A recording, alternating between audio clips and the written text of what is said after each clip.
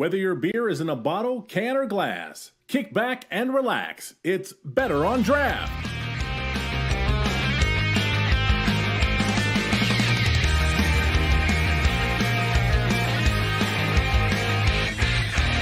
Welcome, everybody. Episode 248.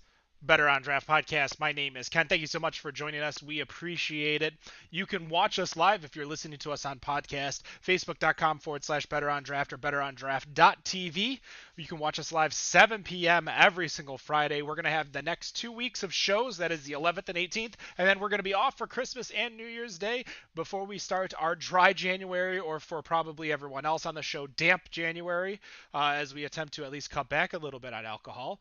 I appreciate you all coming. I am attempting to lower my calorie intake as I have been. When you have a keg of beer, guys, I don't know if you know a keg of beer at home, you drink a lot more. And I have been drinking a lot of my keg of beer. So I am just drinking the Corona Seltzer right here. 90 calories, no sugar, no carbs. So I am happy. But that's not what our guest makes today. Our guest is from Toppling Goliath in Iowa. Eric, how are you doing today? Oh, I'm doing fantastic. Thanks for having me on. We appreciate you coming on in. I know it's a little bit early out there. Are you Central Time over there? Yeah, so I mean, it's about just 6 o'clock right now, so not too terribly late. Awesome. Well, I appreciate you again taking the time out to join us. So I'm going to ask you the first question, and this is going to be kind of a simple question. What is your favorite beer to brew over at Toppling Goliath as a brewer?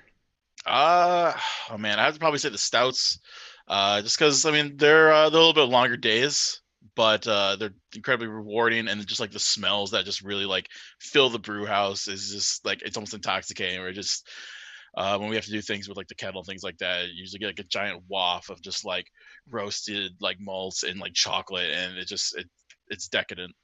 Explain to me, as if I am a new person into the brewing process, the brewing industry, why does a stout day take longer?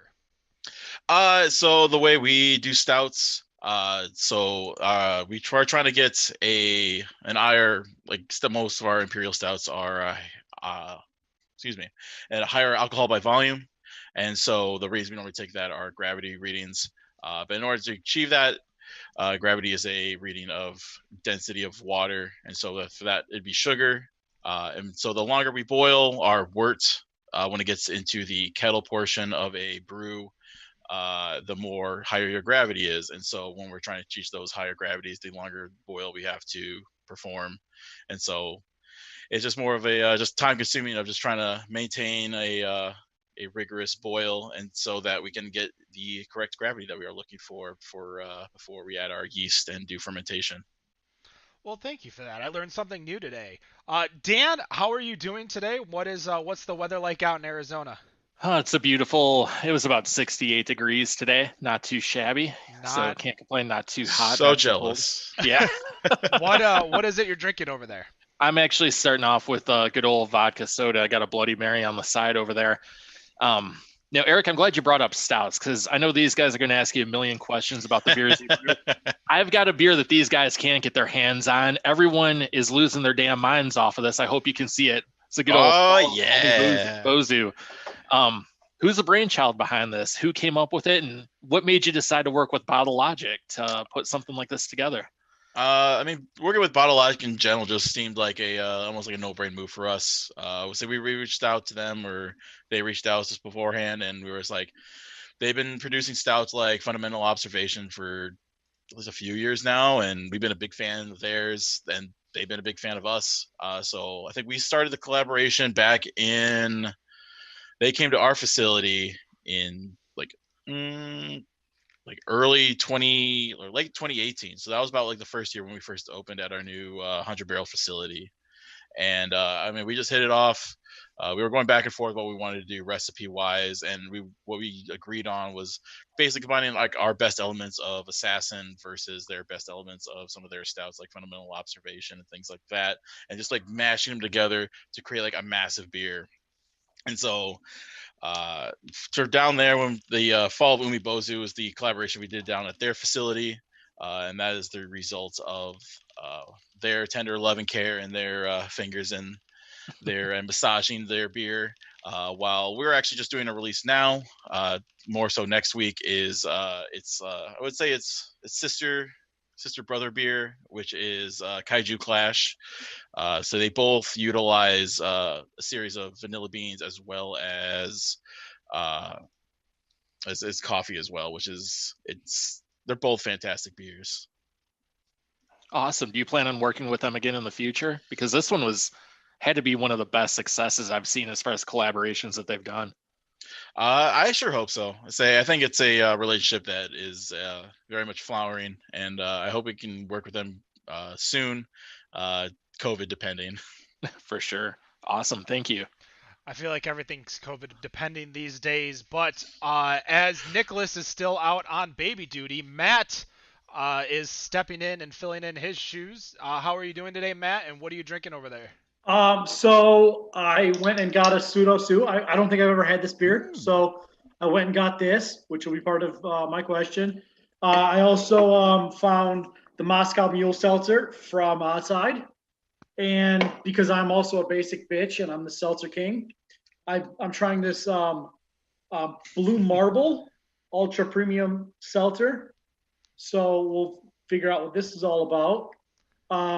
But I guess my question is really about Pseudo Sue. Mm-hmm. So you guys are what, about 18 months into Michigan? Is that kind of? That sounds about right. Yeah. Because I know you were post my beer career. So when I went to the beer store that I found you guys in, I saw 2 IPAs and 2 double IPAs. I saw Pseudo Sue, King Sue. Was it Warrior Princess? Intergalactic Warrior. And then something about a scorpion. Scorpius Morchella. So you guys are super hot forward right now, at least in our market. So what do you think we can expect as maybe the next wave of beers from you guys that maybe not for the hop heads like Ken, that people who want more palatable, refreshing beers might be able to find? Definitely. So in our core brands, we have Dorothy's New World Lager. It's a little bit more heft to it compared to something like a Coors or like your normal domestics.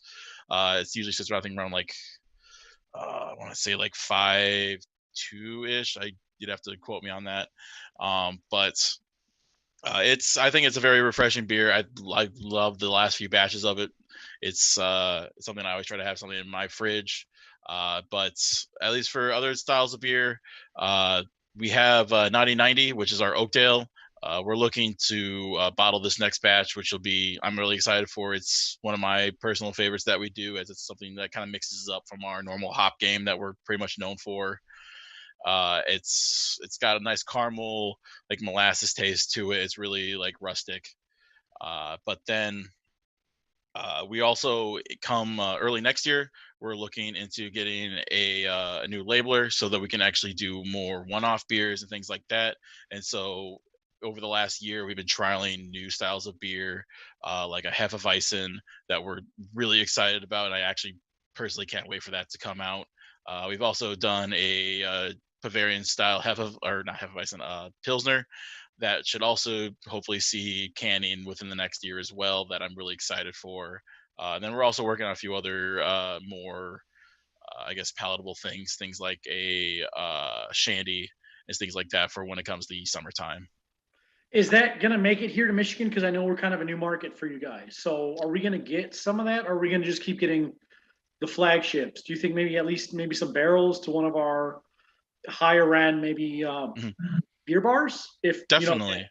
I think Michigan definitely has a chance. I know it's a market that we're really excited to be in, and when it comes to some of the things like that, obviously, I think some of our more core states like Iowa, Minnesota, Wisconsin, Illinois, the ones that we've had the longest relationships with, will kind of get first pick. But at least hopefully for me, I have a love of Michigan. I've had some relatives who live there and went to school there, that hopefully that we can at least see a wider distribution of when it comes to those more smaller and niche brands that we serve. Can we skip Wisconsin since they're just like Miller Lite and High Life and like Packer fans? Hey, I take offense to that as a Packer fan. X, we're done with this podcast. Over. I was gonna say you're not the first Packer fan. You won't be the last. We had Dan Carey on from New Glarus, so you know you can't. West too. West is a big cheddarhead. Yeah, you can't bring in those West Michigan and Wisconsin people and not expect it. Wendy, how you doing? Fantastic. How are you? Good. What are you drinking over there? I have a Dragon Fandango. It's very delicious. I really love the fruit flavors in it. And I also managed to get a King Sue, so I'm really excited about that. Even though we do have it in Michigan, I still have to drive 45 minutes to get to it because I am still in the beer wasteland, which kind of sucks. But I had to take a trip to Ohio, so I was able to pick up a couple of things that I don't think we see here as often. So my question, we might as well get the easy ones out of the way right off the bat, because we're going to talk about KBBS and we're going to talk about COVID. So I know that the KBBS release is happening right now. Mm-hmm. So my question is, I'm going to interrupt myself and say, I hope that my disappointment isn't showing that I didn't get a ticket. I'm never good at gambling, so the lottery system never works in my favor. So I will get there one day, though, I promise. But what changes did you have to make this year's event due to the pandemic? It's been a step-by-step process. I mean, we've already had a few releases this year, and none of them have been like just based on state regulations and things like that.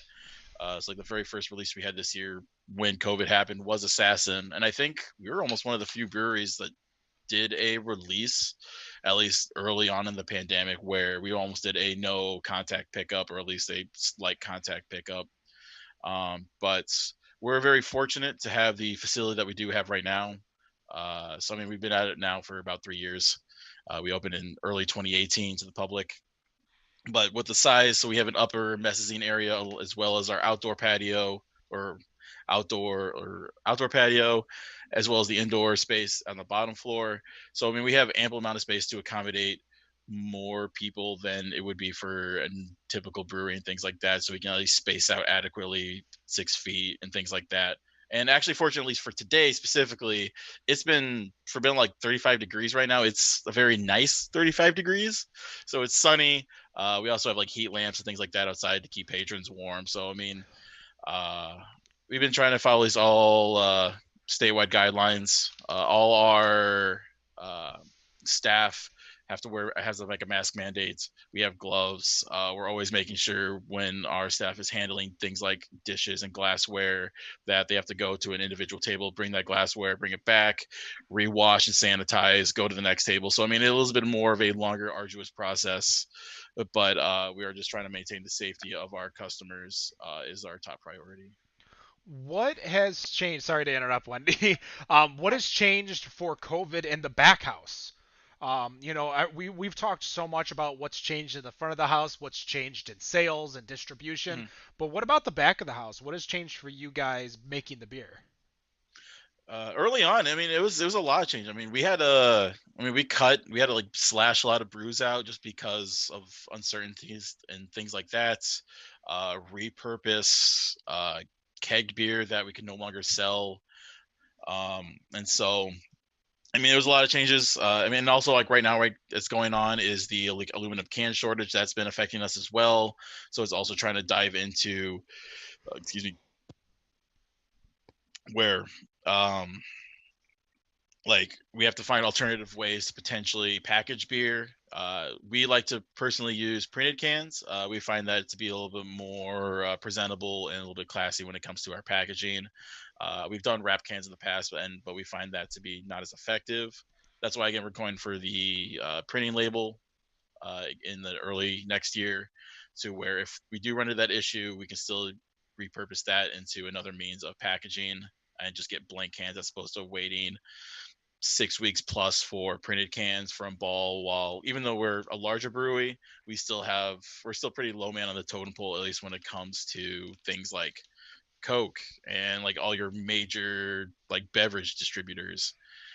But I mean, we've looked into like getting a bottler, and a few other means. Actually, today we also started doing 12-ounce cans because for us, we found it as an opportunistic time to start packaging 12-ounce cans, and they were available to us. And I think we also think it's a correct step to start moving that and doing 12-ounce packs, or it's 12-ounce case, 12-can case of Pseudo Sue.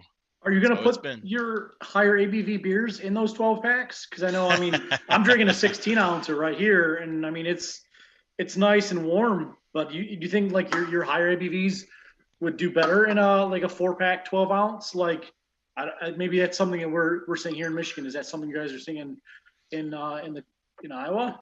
The idea has been tossed around. I mean, just because at this point, pretty much all cards are on the table. Like we talked about maybe doing some like certain barrel aged beers like in 4-packs, maybe other brands in 4-packs, just trying to see like what the consumer wants, what seems feasible to us, what's realistically possible, just because everything's been kind of thrown through a loop. Staying the course as it used to be doesn't really seem to be a possibility, at least for the next couple years. So we're just trying to explore all options.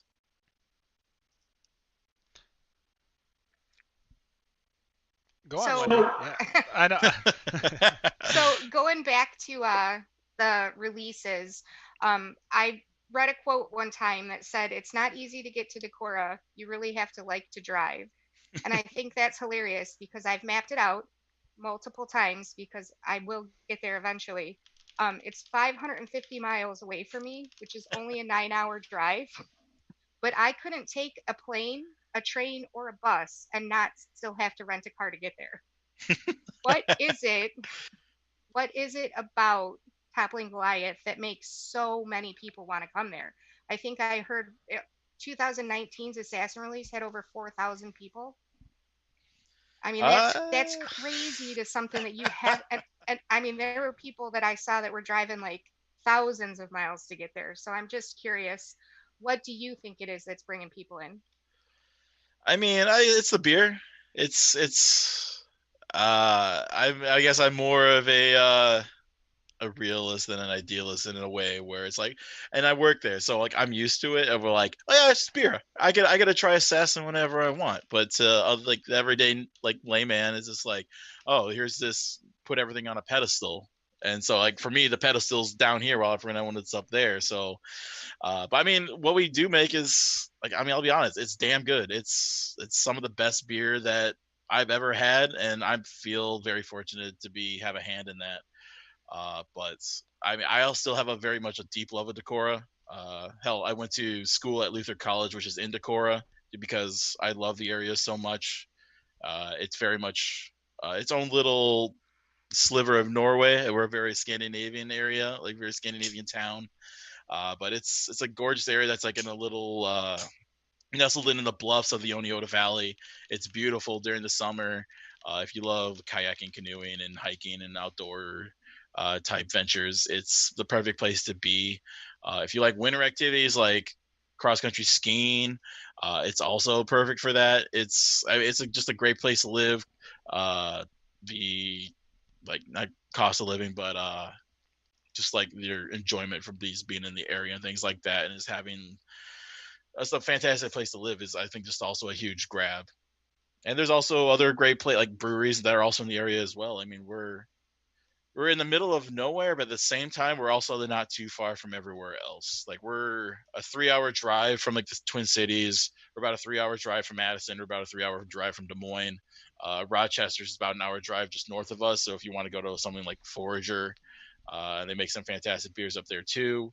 We have our own Pulpit Rock, who's ex-brewers from TG that are also in Decorah.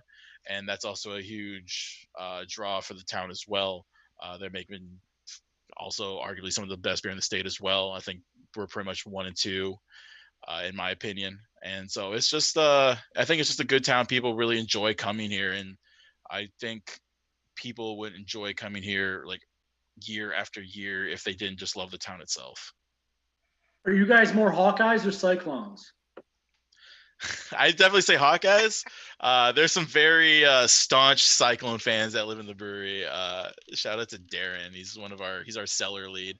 But I like both. I mean, I'm more of a Hawkeye fan, but when the Cyclones do well, they're doing good in football right now. So I hope they can take it all.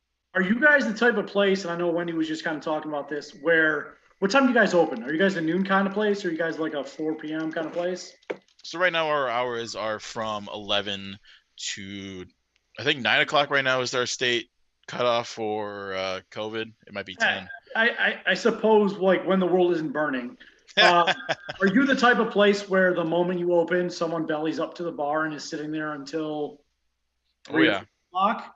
Or are you kind of like kind of in and out, crowd?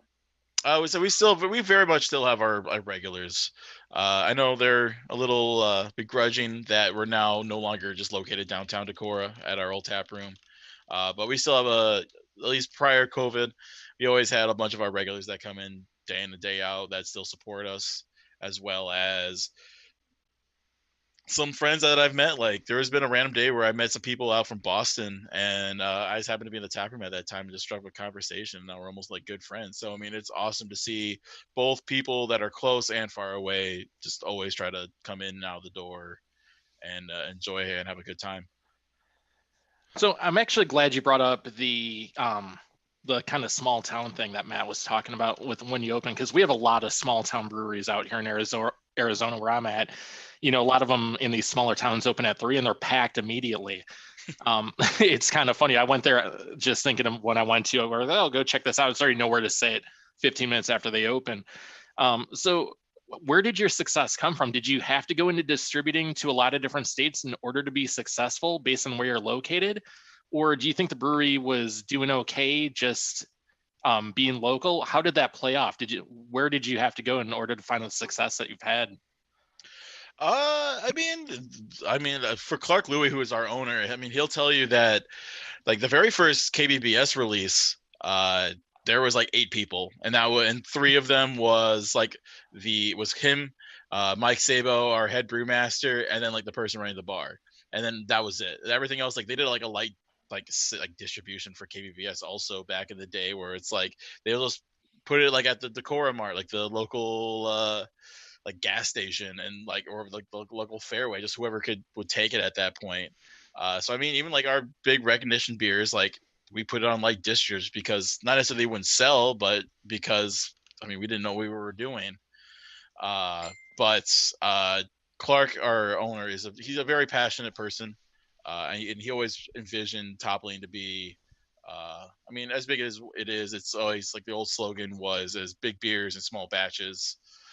And even the name itself, where it's the small guy taking over like this big craft beer giant, and just always trying to improve on itself. And I think just whenever like things like Pseudo Sue eventually caught on, either via like word of mouth, Beer Advocate, what have you, it's the growth's just been insane. I mean, wherever we could see opportunity to at least appease our customers, I mean, we always try to seek those ventures out, because we always like to say that the customers are our boss. Like they're the ones who dictate what we want to do. What they like is what we're going to try to go for. So I mean, that's why we in the like early 2010s ish, they sought to do the Florida partnership, where we started doing canning down in Florida because we weren't able to produce enough Pseudo Sue up in Decorah, and so we're like, okay, well, we want to try to meet this demand, and so we'll do contract brewing down in Florida. I think some of our quality kind of dipped because of it, but I think we gained new fans and just more people who are at least attracted to the name and like the likeness of the whole company itself, that it overall was a net positive. Do you think it's necessarily the quality that changed, or the fact that because the water from Iowa is so drastically different than the water you get in Florida, that you couldn't necessarily dial it in to where you want it to be?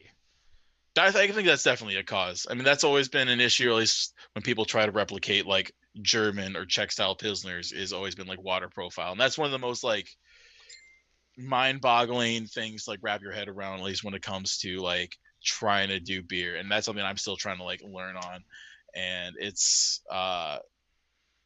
I think it's definitely one of the causes from Florida to here. I mean, even if you have a reverse osmosis system, it's even depending what you do for your mineral composition, it's insanely difficult to try to like replicate what you're trying to do.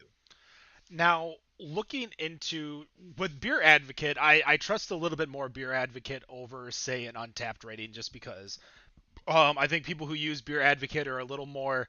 I think their palate's a little more in tune because it's not the four square of beer reviews, which is Untapped. You guys have 5 beers in the top 50 based on scores, 4 of them being stouts, including your KBBS at number 1 at 4.9. Why do you think stouts get such a huge rating on all of these sites? Because stouts and IPAs are usually the top of nearly every single top beer list, and this is the top 10 beers this year, or the top 10 beers of this state, or the top 10, top 10 releases this year. Like, why does it always seem to be those two specific categories? I feel like I get asked this question a lot, and it's always hard to pinpoint. I think you can make up an answer. I know, right?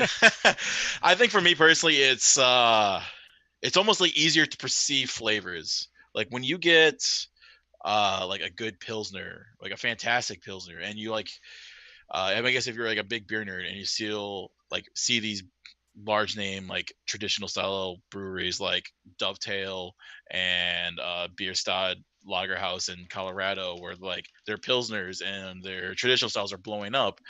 It's like, okay, well, you have that, and it's like, okay, how do you differentiate that pilsner from like small town brewery pilsner? And it's like, okay, well, besides obvious like off flavors and like that, it's okay, well, like your biscuity and like cracker like flavors, things like that. But like at least when it's a stout, it's like, okay, well, even with a non-adjuncted stouts, like you get like your roastiness, you can get like dark chocolate, you can get like your dark and stone fruits, you can get these like very tangible and be able to pinpoint it's like the like average person. And I feel like just having that a little bit of accessibility allows people to lean more into those like at least things, so something that'll latch on a little bit more than like your lighter, more subtle flavors.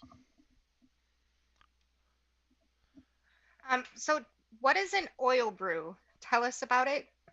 An oil brew? Yeah. I mean, I guess I don't really know what you mean, but I mean, at least what I think I can gather is, I mean, unless for me, a lot of our stouts are they're very viscous. In that way of it's very much, it almost appears like motor oil. Okay. But so we just did a collaboration stout with Sawyer Brewing Company out in I think they're in South Dakota, over near Sioux Falls. No, other side. Sioux Rapids. I'm really bad with geography at times. Sioux City. No, that's Iowa. Oh my God. Sioux Ste. Marie. It's west side of the state. Sioux Falls. Maybe. Sounds correct. I'm horrible. I should know. You can look it up. But we did a collaboration with Sawyer Brewing Company, and we did a triple mash, no like sugar addition boil, and it was like this monster stout, and it literally was like motor oil. It was like this very thick, viscous like wort. And like I was doing knockout, so I was transferring from the wort from our whirlpool into our fermenter, and like the pump that was doing the transfer, it was like screaming. I'm like, I think this thing might blow up. It's so thick. It was like molasses, and I can't wait to try that beer because it's going to be delicious. Sounds delicious. So let's talk about Pseudo Sue.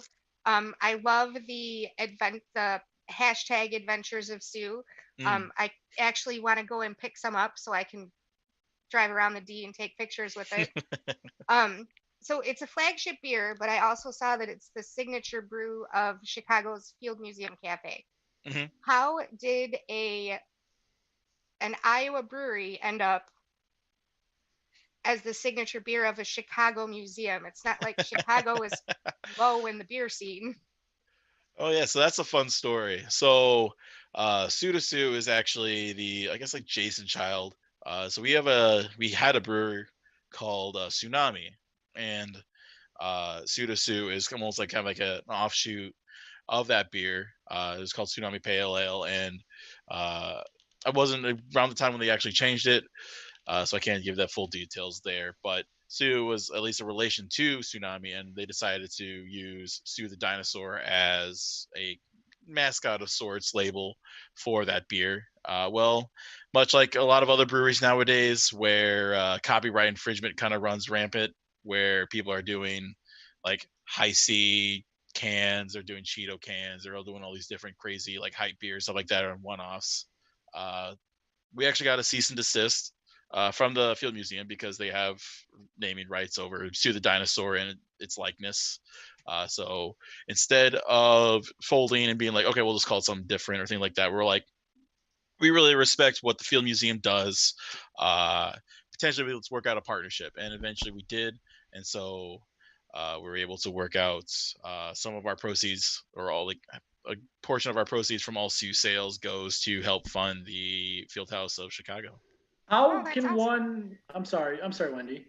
How can one claim trademark on an animal or maybe a pretend animal, depending on how things work? Like, because we don't necessarily know that a dinosaur looks like a dinosaur. For all we know, it had feathers, but feathers aren't carbon neutral or whatever, and they would have degraded. So how Pretty can sure it one has to do with the say, mascot thing. I demand that mascot to be mine and all others shall bow down? And Jurassic Park. So go ahead. I'm sorry.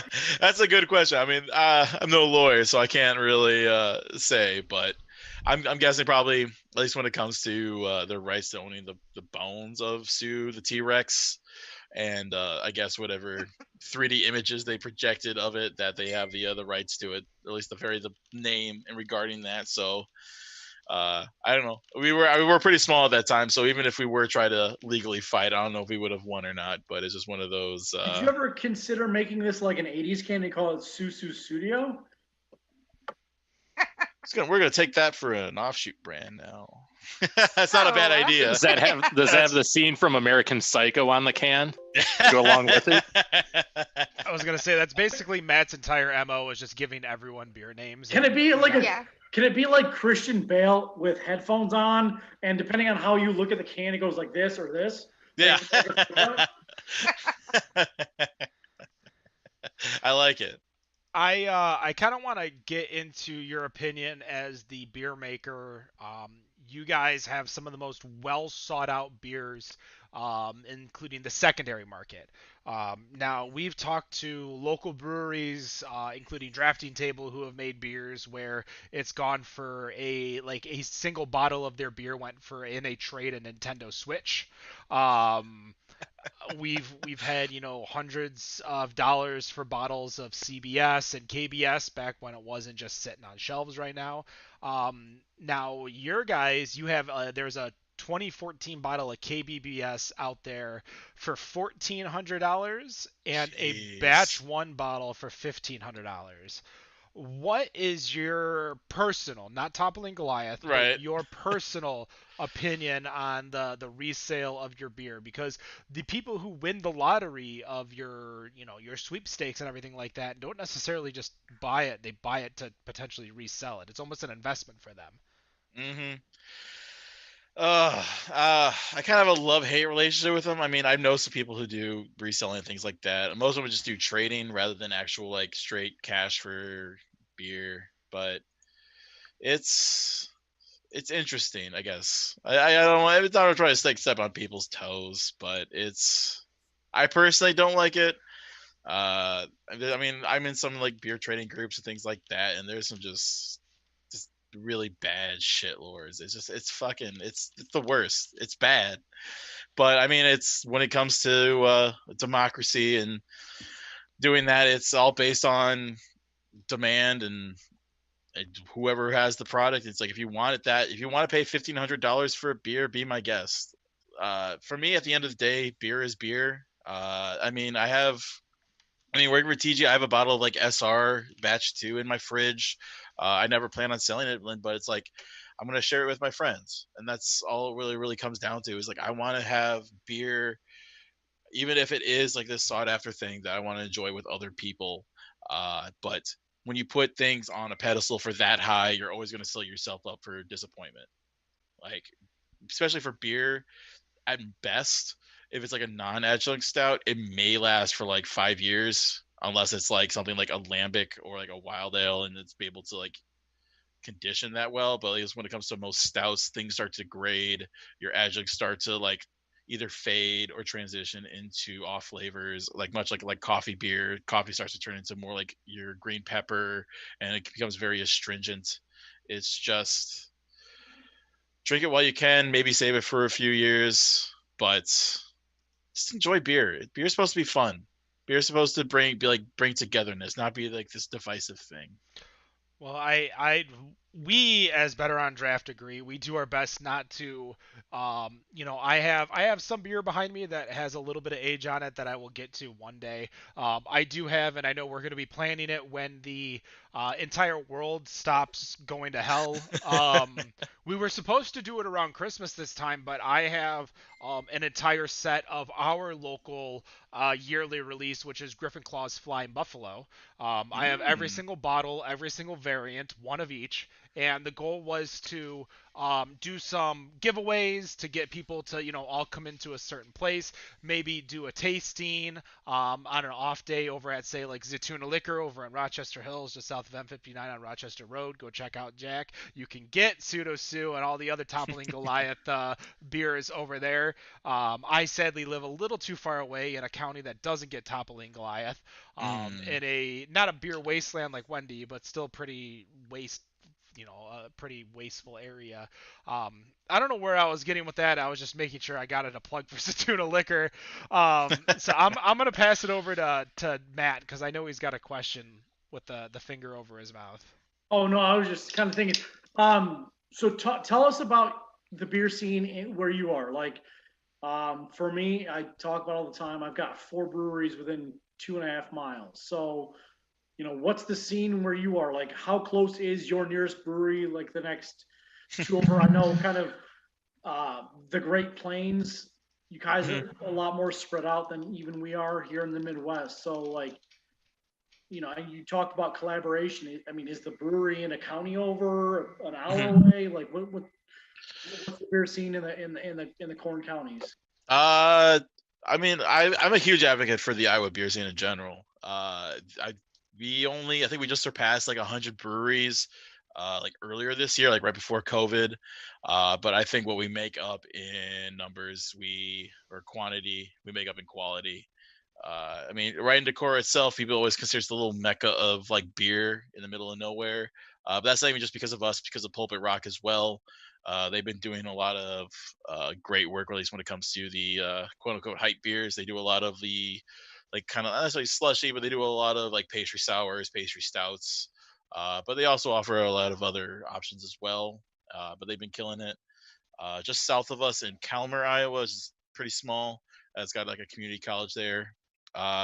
They do more traditional things like that, but they also like to offer a good selection of like the older domestics, like old style and hams on tap, because they know their locals like that stuff, as well as being able to bring other people in with all their other different like styles of beer that they're trying to do.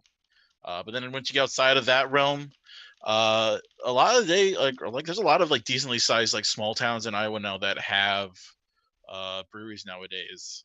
I think off the top of my head right now, at least one that's been around for a while is Worth County Brewing, which is just north of Clear Lake, Iowa, which is where I'm from, which is north central.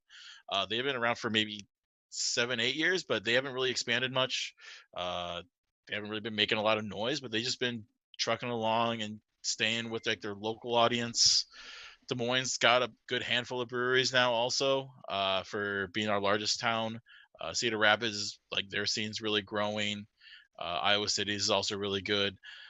So I mean, there's just a lot of really good quality breweries and good up and comers that are just making just great beer, whether it be if they want to expand or just trying to appease their own like small town audience. Are you allowed to pour beer where you make beer? I guess. So a couple of questions. Like, some places aren't allowed to pour their own beer. Right. Are you allowed to do that? And you talked about hams. Can you have just kegs of beer from a random brewery and pour your own in Iowa? Like, are there some weird ass, like, what are the weird, beer Uh, laws? I know because I'm not too familiar on when it comes to laws. Because I know I know I mostly handle the wort production side. Because I know there's breweries in Iowa. There's like Single Speed and oh man, Big Grove. They're one's out of Waterloo, Cedar Rapids area. The other one's out of Iowa City. But they both have 2 locations, at least when it comes to brewing. But they're also able to have 2 tap rooms. But I think beer laws are so like outdated nowadays. At least not as bad as Minnesota, but I know we're at least. I know we have to treat our tap room almost like its own individual, base like retailer, and so we have to like treat our cooler as like a middleman in before we actually do anything before going into the actual tap room. So in Michigan, we always say that about Ohio. So is Minnesota your Ohio? I'd say so. Yeah, Minnesota's a very interesting state that hasn't updated a lot of laws. Minnesota, if I'm not mistaken, at breweries you can't get to-go beer, and that includes retail. Because I remember my dad went to Surly and was denied the ability to take beer home from there, because that was one of the places that I wanted beer. I'm like, oh, I want beer from Surly. This was before Surly was in Michigan and we all forgot about it.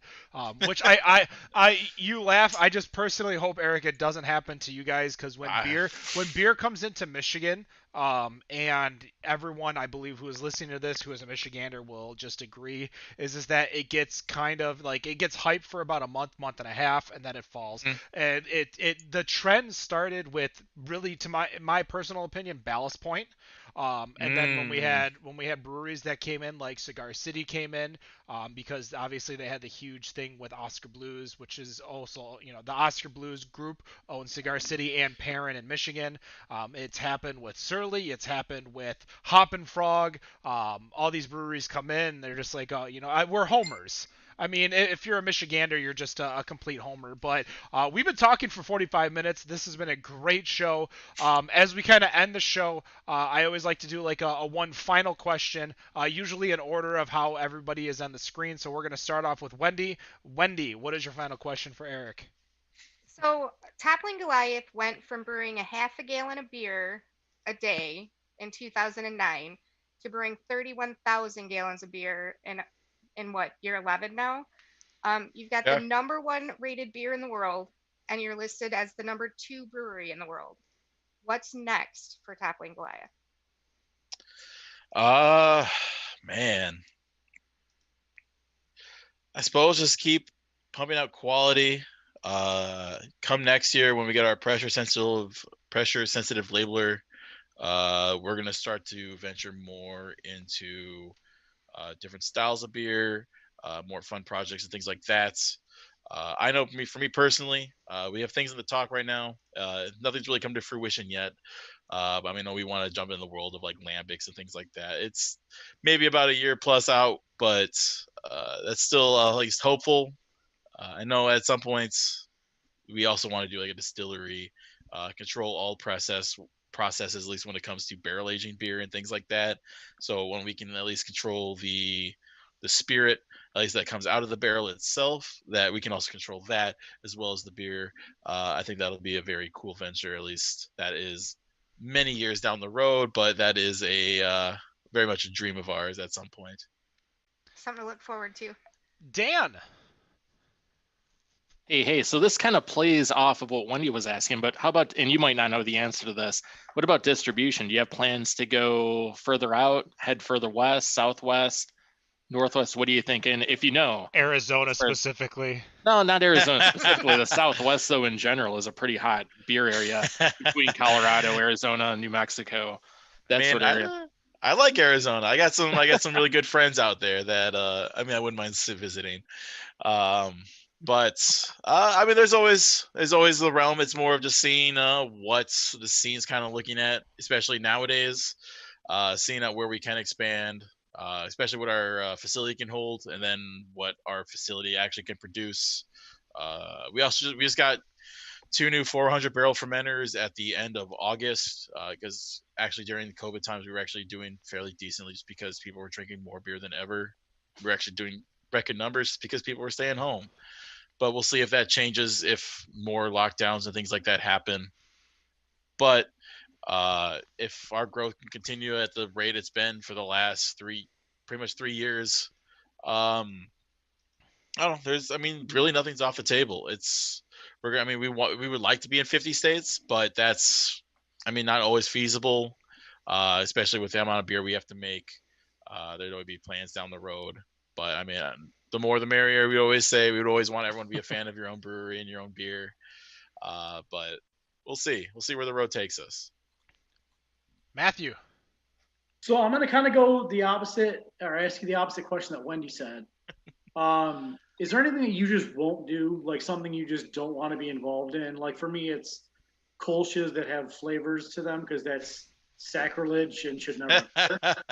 Matt is like a true, like, if anything, it's probably a lager pils or kolsch that has anything that's not a standard lager pils or kolsch. So if you add lime to it or marshmallow or whatever, like then it's just a pale ale or a half with flavor. If it's a kolsch, kolsch is like champagne. You can't put shit in kolsch and call it a kolsch. Even if you call it a kolsch style, that's bullshit. I hate you. I want to burn your house down. What about a coffee kolsch? You know what? You're done. You know what? I withdraw my question for that answer alone. I assume you made a coffee kolsch? No, but I know though I think at least when it comes to kolsches, I know at least people really like to add like coffee to them. And no, that's really terrible. Good That's like putting like lightning with like snow. You don't put things in snow. There's not like, you don't have like a hurricane and snow. You don't have an earthquake and snow. You have snow and an earthquake. You don't put those things together. As Lewis Black once said, if someone would have seen thunder, lightning, and snow, Jesus would have wiped his ass and written that in the goddamn Bible too. I think the closest thing for us to not putting anything would be, I've got a friend in the group I'm in, and he really wants us to do like add marshmallow to King Sue. And I know our head brewer Mike, he's like, no, that'll never happen. It's like I think King Sue already is, it's great, but actually, you know what? I have a great idea. You should put marshmallow in the King Sue, and mandate that your friend who wants the marshmallow make him clean the afterwards and say, hey, we'll run this once, you have to clean it, and then after you clean it the first time, if you want it again, then you can run it just for free. I like that. I'm going to tell him that. But other than that, we've had ideas like bouncing around, like maybe jump into the seltzer game. I know we're doing some small batch trials right now, doing some like pastry stouts and things like that. I know that's been popular lately, and we'll see where that kind of whole like fad of things go. But we're just trying things out at this point, like on a smaller scale, at least like 1 to 2 barrels. But I think nothing's really out of the realm of doing things. Maybe like a glitter beer, we probably never do that because I feel that fad came and left like in a snap of a finger. Thank you. But yeah, so nothing's really.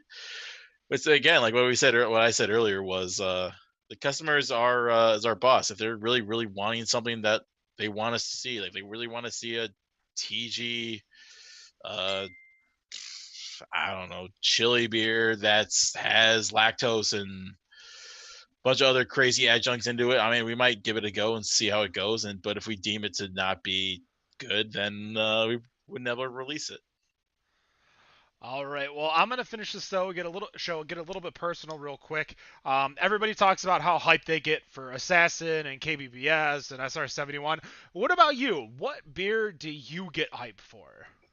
Oh man. Shoot. There's releases around the state that I'd always like to make. Being kind of stuck at work in the late shift, I don't really get the chance to kind of visit breweries nowadays, also because of COVID. But no, it's more of just I've been kind of rediscovering just beers that like made me fall in love with craft beer again, which I've been enjoying immensely. I actually have one right now I was going to finish off before the Fire Skulls and Money I was drinking, which is Lionbridge's Compensation. It's a English mild. It's super delicious. It's roasty. It's got like malt and caramel character to it without not being too too heavy. Where's some of the older, like Confluent, which is down in Des Moines. They made a black IPA called Thomas Beck that I absolutely love, and I'm really hoping I can get it again someday. It's just more of I've been on this whole kick of just rediscovering what made me fall in love with craft beer. That's I think that's been gotten me the most excited about. It's almost like when we do get to the point of being able to these smaller batches, like 100, 200 barrels, which is small to us right now.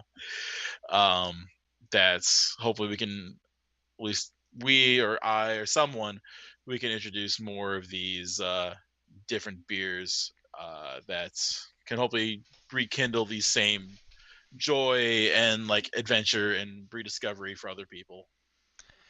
Eric, thank you so much for taking an hour of your day to join us. I'm sure we probably could have talked for a lot of hours, but I want to cut this off, maybe save it for another show another day. Toppling Goliath over in Decorah, Iowa. Decorah, how do you say it? Decorah, Iowa. Go check them out. Obviously, they're distroed here in Michigan and Oakland and Macomb County, so you can go check them out there. Of course, Zatuna Liquor has them over in Rochester Hills. Of course, go check out our other sponsor, North Center Brewing over in Northville, Michigan.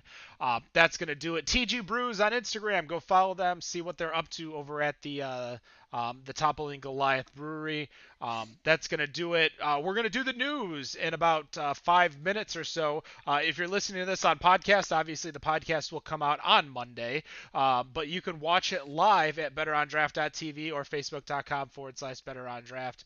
And no matter what you think of your beer, we think it's Better on Draft. Better on Draft. Have a good night.